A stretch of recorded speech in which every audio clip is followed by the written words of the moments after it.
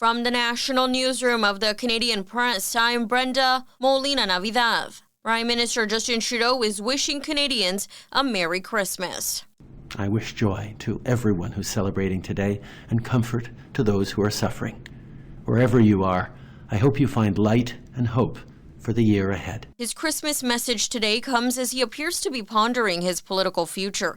Canadians could be in for a spring election now that the NDP is vowing to vote down the government early next year, whether Trudeau stays on as Liberal leader or not. U.S. President-elect Donald Trump says Canadian hockey legend Wayne Gretzky should run for prime minister, saying the athlete declined interest in politics during a Christmas visit. On Trump's True Social platform, the president-elect says he told Gretzky that he would easily win an election if he ran for Prime Minister of Canada. Trump adds that the role would soon be the governor of Canada when the country becomes a U.S. state, a comment Trump has repeated, which Ottawa insists is a joke. Trump says Gretzky responded that he wasn't interested, though the president-elect says it would be fun to watch if Canadians push the retired hockey player to seek office. The Canadian Press has tried to contact Gretzky through his agents. Dylan Robertson, The Canadian Press, Ottawa. A Canadian man has reportedly died in a boat explosion in Fort Lauderdale, Florida. U.S. media outlets report 41-year-old Sébastien Gauthier from Quebec died.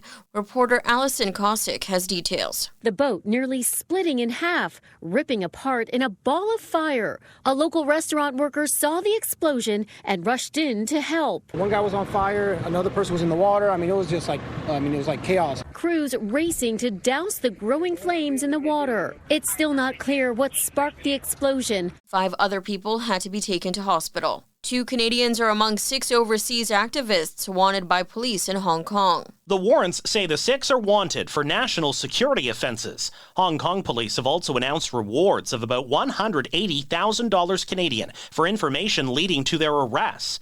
The 6 include Canadians Joe Tay and Victor Ho. In a Chinese-language Facebook post, Ho says he's exercised his right to the freedom of speech as a Canadian citizen. Ho's a former newspaper editor who helped launch a plan in Canada to elect an unofficial Hong Kong parliament in 2022. Jason White, The Canadian Press. In entertainment, hit record producer Richard Perry has died. Ben Thomas reports. His name, his face, his voice you may not recognize, but the songs he produced you sure will.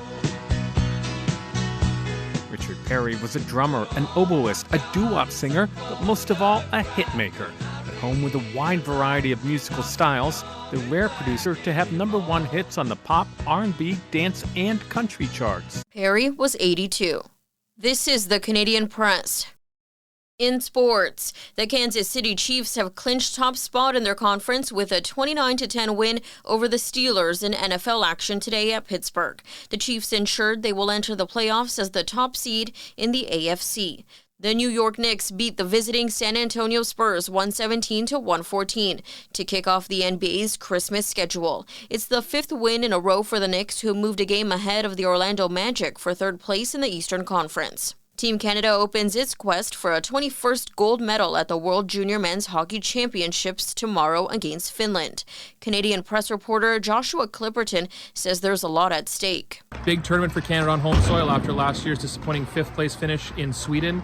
The Canadians will be looking for a much better result here on home soil in front of a partisan red-clad crowd. Also, Sweden plays Slovakia, Germany faces the U.S., and Czechia meets Switzerland on Boxing Day. From the Canadian Press, I'm Brenda Molina Navidad. Thanks for listening. Don't forget to follow and subscribe. For more of today's top stories, visit thecanadianpressnews.ca.